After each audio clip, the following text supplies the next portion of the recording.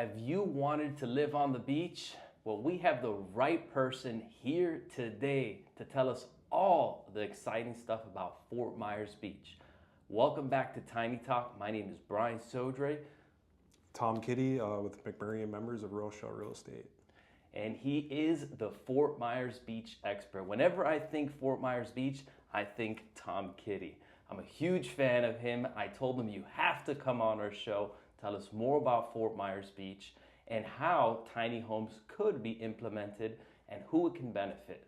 So Tom, tell us a little bit about your background. Well, I mean, I've always been intrigued. I saw your social media months and months ago. We've been going back and forth for a while trying to get a date together to come in and chat. You're a busy guy. We're finally here. Well, you're even busier, so you know. But I saw your social media, and I was just really, after the storms and everything, I was just very intrigued by your designs and things like that. And you know, I was born and raised on Fort Myers Beach. About 88 to about 99 is when we moved off. So very familiar with that island. Unfortunately, we've been rocked by a few storms here, but it's still my favorite island in Florida. It's the best island in Florida, and you know, it's coming back. It's coming back fast. There's a lot. You've seen it before. It was hit by hurricanes. Yeah. After it was hit by hurricanes, and now today. What really helps people understand what Fort Myers Beach is like and where it's headed compared to other coastal areas? Well, it's a very unique island, and the reason why I love Southwest Florida so much too is you can go to different islands and get different vibes. So you get Sanibel if you're all about nature, and Ding Darling and all that. That's great. You know, Fort Myers Beach has everything. It has the nature. You know, it has the bars if you're in for that. You know, you got the quiet south end. You got the, you know, the north end's a little bit more active, a lot more active, especially during spring break and stuff like that. You get all the restaurants. You got Margaritaville. Times Square will get redeveloped. So it's super exciting to see, you know, some of these proposed projects that are coming through and stuff like that. Not a lot has been done on the commercial side yet, but we're starting to see it. You know, tons of single family home permits. I think there's 220 single family home permits on the island right now. So that's coming back fast, but single family always comes back faster. You know, the money's still coming in. People are still coming in. People still love it. They're just thinking a little bit differently about what they're buying and what they're building. What have you seen different from before till now? So you said you've born and raised here, right? Yeah, born and raised there. A lot of empty beachfront, especially in the middle part of the island, because there was a lot of older homes built in the 20s and 30s that were all over Estero Boulevard there. And they've made it through all the other storms, but you know, Ian was like a 15 to 20 foot wall of water, and they just weren't built up high enough. If they were higher, they may have made it. But you know, all that stuff's wiped out. You know, you'll see just lots. You'll see like 10 lots in a row wiped out, and then you'll see a big, huge like new construction home. Like it's totally fine. You know, a little bit of roof tiles. The lower level, you know, got washed through, but that's you're not supposed to have anything on your lower level because we're in a hurricane area. Right. So I think that the days of the lower levels are obviously over. They're not insurable. In terms of developments, do you see any big hotels or commercial properties being built on the beach? Are they allowing that? So a lot of people don't understand, but the town of Fort Myers Beach it's an incorporated city. Right. They incorporated in it was 94, 95 when I was down there because of the Diamond Head Hotel, and that's a tall building. It's very ironic because that's where all the town meetings were after the storms. They're in that building because that building was built very resiliently, and Margaritaville wasn't quite done yet. They were still constructing that when that storm came through. So there is a comp plan. There are codes and stuff like that. It's a very complicated comp plan. A lot of people just say, oh, it's 3 over flood. Well, no, there's a lot of language in there that allows the developers to apply to get more and ask for more. And you're seeing that happen with Seagate right now. They asked for a 17-story building. There's 2 hearings coming up on that. In terms of height, there's height. Yeah, so you have the ability to ask for more. And Seagate's got basically a 10-acre piece where the Red Coconut used to be, and they want to put 17 stories there. Is there more limitations for the ones right in front of the water versus the ones on the bay side? Yeah, the town's a little more conducive to height on the bay side versus the beach side. Nobody wants big, tall buildings on the beach side unless they're on a lot of acreage. And I mean, but the thing you got to think about with taller buildings is that it allows a lot more green space. Like Seagate's giving about 3 acres of public park, and they're going to have 150 feet of view corridor, so they're not blocking the beach. They're putting their beach club on the beach, and then the buildings across on Estero Boulevard. So I mean, I don't want to see 17-story buildings all over the place, but I think it's a good project. And Yeah, I mean, it's naive of us to think that, you know, single family can be the only type of structure that exists. We need commercial buildings. We need multifamily units. We need parking garages and office spaces. But have you ever lived in a condo? yes. Okay. So what do you feel is your personal experience, the difference between living in a condo and living in a single family home? I mean, there's definitely pros and cons. I mean, the cons are definitely the HOA fees, all that legislation that went through with the condos right now. Condos are tough right now, especially if they're older. A lot of surprises. I mean, we From got parking spaces oh yeah, to HOA fees. we got Gulfside 12 on the south end, and that's brand new construction. So I think if you're going to buy a condo, you know, new construction is the way to go. Of course, the price point's way higher. But you got to be really careful when looking at condos. Just you got to look at their finances and their reserves and things like that, because you don't want to just buy something and then all of a sudden you're getting hit with assessments all the time. You know, And isn't it more difficult to get a loan on a yeah, condo? if there's any kind of litigation going on with that condo, say bye-bye to financing. So you're cash Gotta be all only. cash. You're cash only. There's a few little developments in town that are like that, and you know everything's sitting on the market, nothing's selling, and you're like, I mean, these prices are better than they've ever been the last 3 years, but you can't sell them. Well, why? Well, because when you call a listing agent, they're going to tell you about all the stuff going on behind the scenes that don't allow mortgages. Right. And what kind of customers are you seeing on the beach? We're seeing kind of a newer clientele coming in with a lot of money.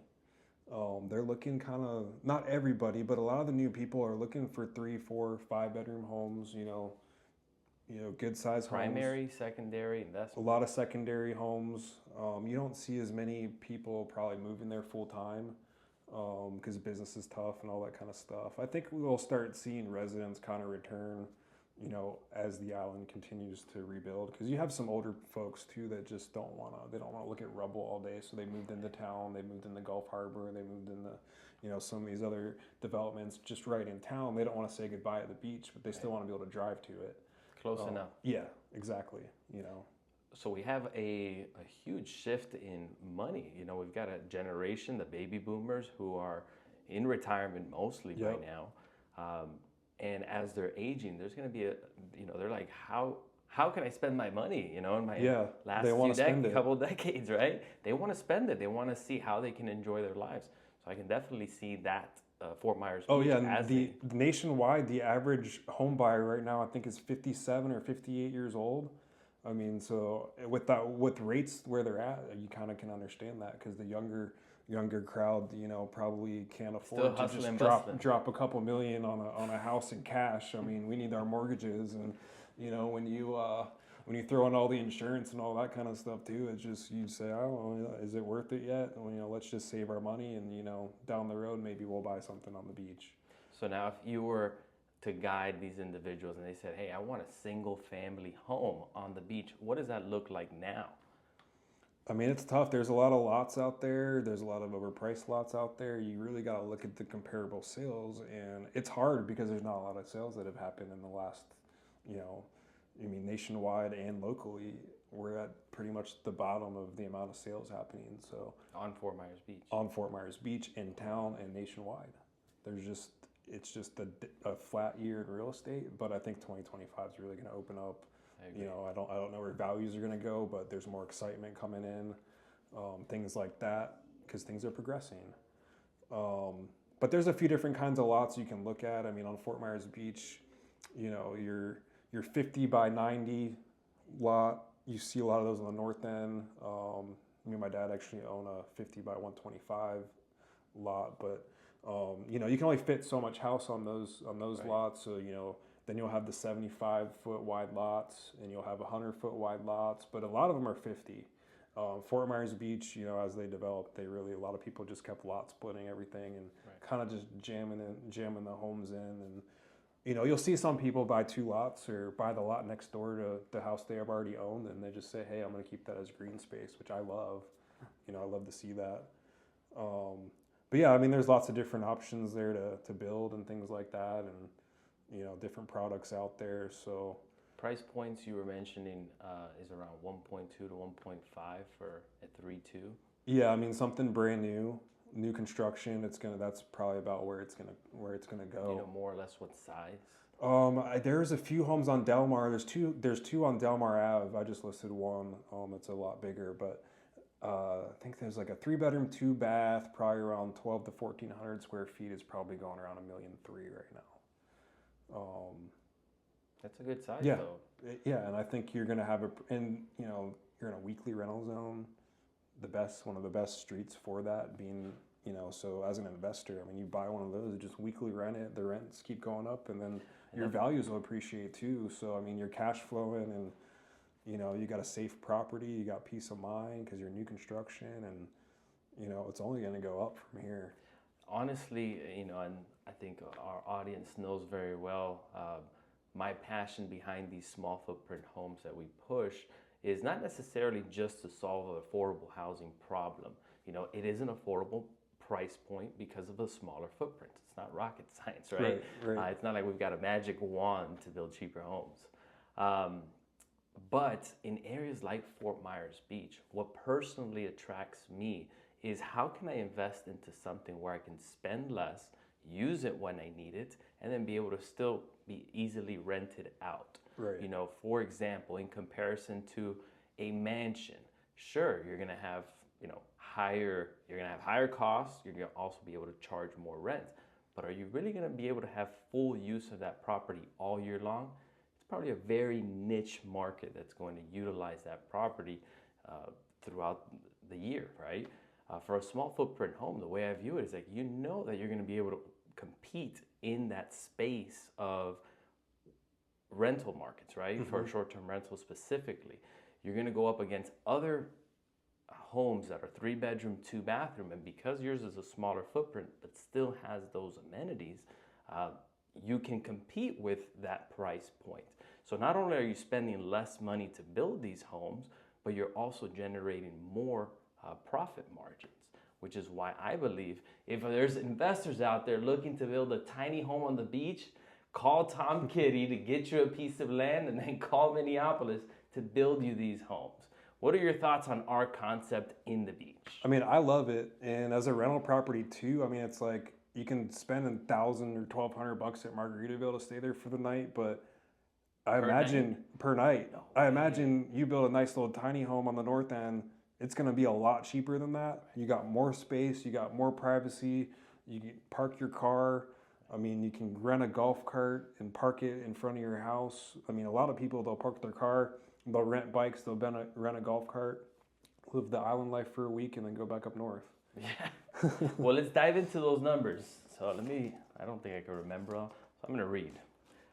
So if we were to buy a lot from Tom Kiddy on the beach for a standard 5,000 square foot lot, you'd spend about $500,000 just on the lot. Now, if we were to add a 3D concrete printed 3-bedroom, 2-bathroom small footprint home on 12-foot pilings, because we know we need that on the coast, you'd spend about $230,000. If you wanted to get fancy and add a pool, add about $70,000 for a nice plunge pool. Now, what could that rent for? That's about $450 a night on average. Like you said, Yep. The more attractive your home is by maybe including some of these bicycles or golf carts that your guests can utilize while they're on the beach, that's when you can start playing with the pricing and be more competitive.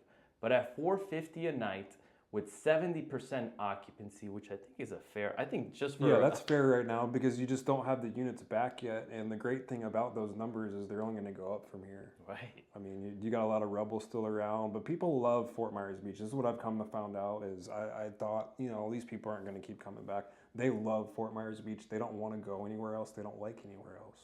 Their feels families very have been there homey. forever, and it's just got that vibe. It's got that different vibe, and some people think we're gonna turn to Miami. I don't think that's gonna happen. It's gonna keep its vibe. The old cottages are being rebuilt the same kind of styles and stuff, which is I love that concept too, because when you look at a lot of the homes that were destroyed, they are like 750 square foot, 900 square foot, under 1,000 square feet.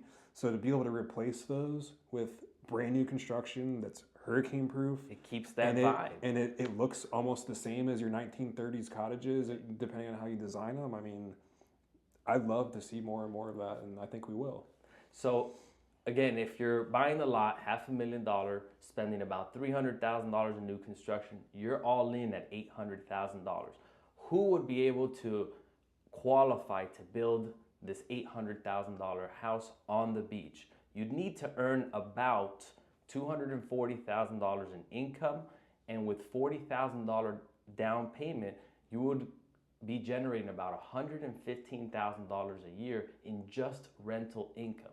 And that, by the way, that's only 70% occupancy. So what does that mean? The other 30% is for you to use. Yeah. That's what I love about short-term rental And homes. you'd be surprised. I mean, yeah, we get pretty quiet in August, September. June and July are actually not bad. I mean, June definitely tapers off, but July kind of comes back up for the 4th of July weekend and all that. August and September are pretty much dead. But you see more people coming down. Now's your busiest time with the snowbirds coming back. And then they start coming this time of year, and then January through March and April is just booked solid, and then they start tapering off a little bit. But they're still here in May, a lot of them, or they come back and forth. So, and you get people, from Miami and stuff that want to have a little weekend getaway in the middle of the summer, and, they'll come over here. For a more relaxing vibe. I was born and raised in Miami, so I know awesome. what that looks like. Yeah. Born and raised, lived there 25 years. I know that vibe very well.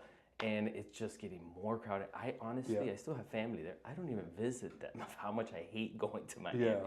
So when I go to Fort Myers Beach to get a little taste of the beach, I'm like, oh, this is so different. I love it here. Well, according to Redfin, Miami is the biggest inflow to our area. You would think it's Chicago or the Midwest. I think Chicago is like number 2 right behind them. But last time I checked, it was Miami. And it might be for that reason that, hey, we moved here, after COVID because we wanted to get to Florida. And oh my God, the traffic here is just unbelievable. And they're just, the development's like crazy. There's 90 skyscrapers being built in Miami right now. Right. It's like, And that's great for them. People who like that. And some people love that. But the ones that don't, they're like, oh, this place right across the alley, Fort Myers down to Naples. And, some of them maybe look a little further north too. But I mean, they got their eyes on us. So if you're a chill kind of person, you're welcome here to Fort Myers and Fort Myers Beach. If you want a party lifestyle, stay in Miami.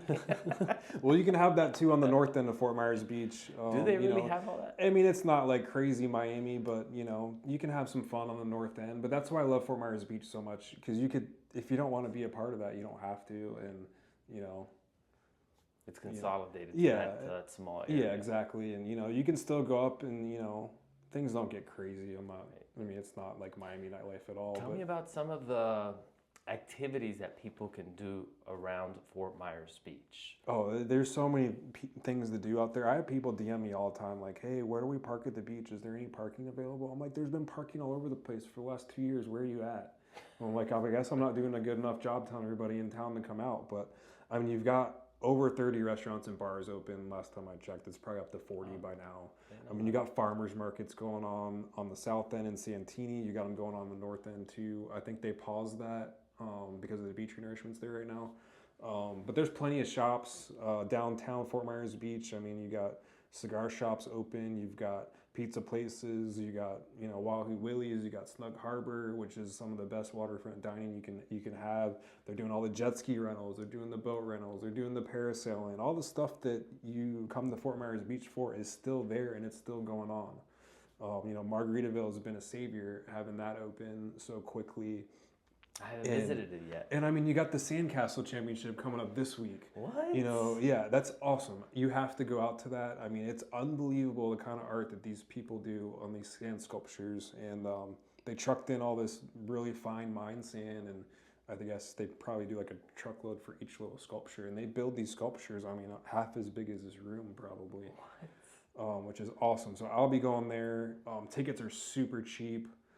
So you definitely got to go check that out if you're on Fort Myers Beach this week. You got the Christmas boat parade coming up. On So Fort Myers Beach? Is that on the bay side? On the bay side, yeah. So I think that's the second week in December, I want to say. But anyways, that's amazing.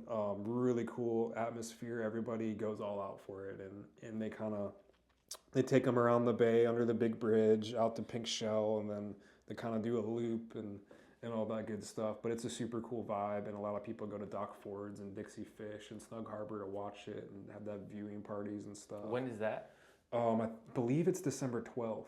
So it's kind of before the holidays really set in. Yeah, it's on the weekend. I watched it last year. It was awesome. You see a lot of cool little floats and stuff like that. And I'm sure I'm missing a ton of stuff too. There's always something to do on Fort Myers Beach. I'm sure there's every some day fishing charters. Yeah, fishing charters. The fishing's been amazing. I mean, I watch people when I walk the beach at night catching sharks. I mean, there's not as many people on the beach. They're putting the sand back too, but it's just as beautiful as ever. Traffic during the week a little bit, but the weekends it's not hard to get off the island on the weekends. It's nowhere near as bad as the week. So come out on a Sunday, watch football at Margaritaville or the Tiki Bar or somewhere downtown. I mean, if you're on the north end, you can get off the island very fast. So, I mean, people say there's nothing to do. There's plenty to do. You just have to know the right people. That's why you're here. Yep, you got to come out there. Just come on out and give me a call. I'll tell you where to go. Yeah, guys, honestly, if you are considering Fort Myers Beach, this guy knows everything about Fort Myers Beach. And whether it's a new construction, a condo, an existing dwelling, Tom Kiddy can help you. If you're just looking for where to park, call this guy, all right? I'll tell you where to go. So why don't you share with our audience, where can they contact you, any websites you may have, and some information. Okay, so you can find me on Instagram at Tom Kiddy, Southwest Florida Realtor. I work for McMurray members of Royal Shell Real Estate. Phone number is 239-410-8047. So you can call, text me anytime. Here to help and show you what Fort Myers Beach and Fort Myers, show you what it's all about. I've been here my whole life, 36-year-old native, grew up on Fort Myers Beach, grew up in Fort Myers. Love it here. I'm not going anywhere else. And honestly, the reason I love his social media so much is because he's always telling us what's going on in Fort Myers Beach.